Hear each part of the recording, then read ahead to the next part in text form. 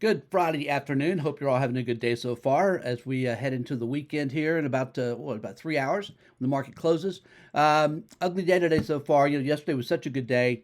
Internals were fantastic, 80% plus. Again, upside volume, both NYSE and Nasdaq, 3 to 1 or better internals, advanced decline wise. And again, yesterday semis led up a big 3.5%. Nasdaq up 2%. Again, it was the textbook. It's what you want to see. Then this morning we get the jobs report. By now I'm sure you've seen it. We had it was a little hot. About 390,000 jobs created in the month of May. Estimate was for 320,000, and there were really no revisions in the past 2 months. Pretty much flat.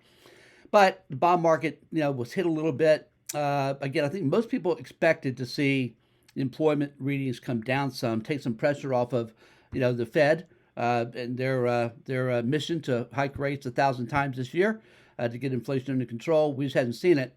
And today, really in this environment, good news is bad news for the stock market. The stock market wants bad news economically. More on that in just a moment. As I speak right now, the Dow Jones is off the lows a little bit, still down 270 points. Nasdaq's down a big 280, that's 2.3%, and the semis are leading lower, down 3.5%. So it's almost the exact. Again, yesterday was much better than today is bad, but it is kind of a mirror image of yesterday. VIX is only up 2%, not a big deal, just barely over 25.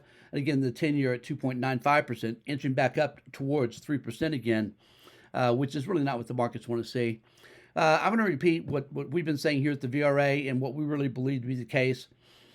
If the Fed hikes rates more than a couple more times, so we get to 2% on the Fed funds rate, if we get beyond that, we're looking at a recession.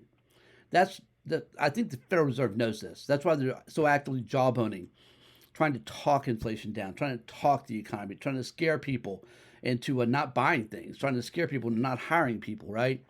And they think that's what the answer is going to be, but they know they can't hike rates aggressively. And quantitative tightening, I think we'll see very little of that. Very little of that. And before we know it, we'll have another round of QE, and we'll have a lower rate, not higher, because this is the way. We have financial engineering. It's a monster of the Federal Reserve's creation, and we're stuck with it. This is the way. And once this passes, that's what we think we're going to get back to.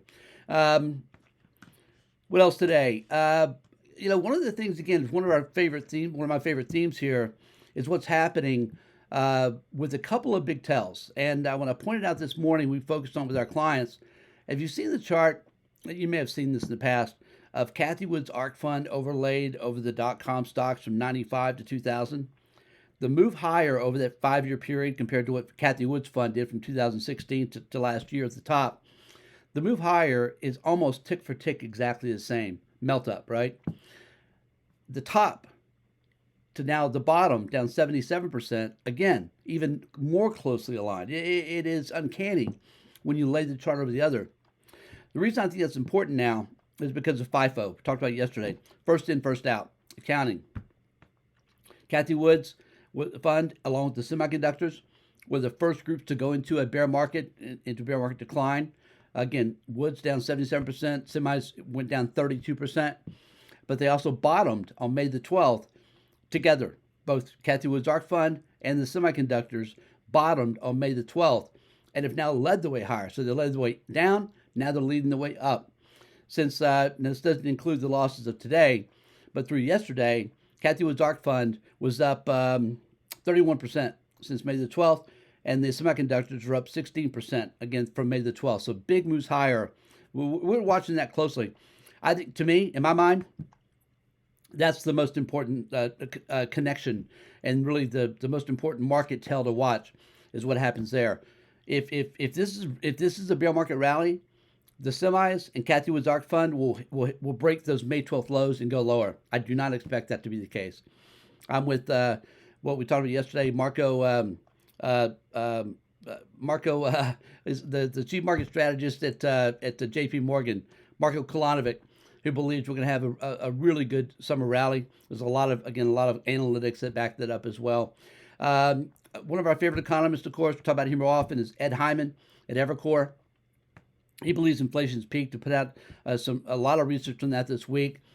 one gauge after another shows that inflation has peaked and that inflation expectations have rolled over. If that's the case, that's going to be very good news as well. Again, from the Fed's point of view and from the market's point of view. What else today? Again, not a pretty day. Not the way to go into the weekend. My mentors, Ted Parsons in particular, used to have a rule that he did not buy on Fridays and you do not sell on Mondays. So we are holding off on buying today. I think the smart money hour today is very important. And should we get a sell off on Monday, we will be adding to positions here. We did take some profits yesterday, but again, things have come very far, very fast.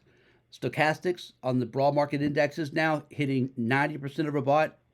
That has been a sell signal for the last 18 months. So just some of the things we're watching here. I think a pause wouldn't hurt.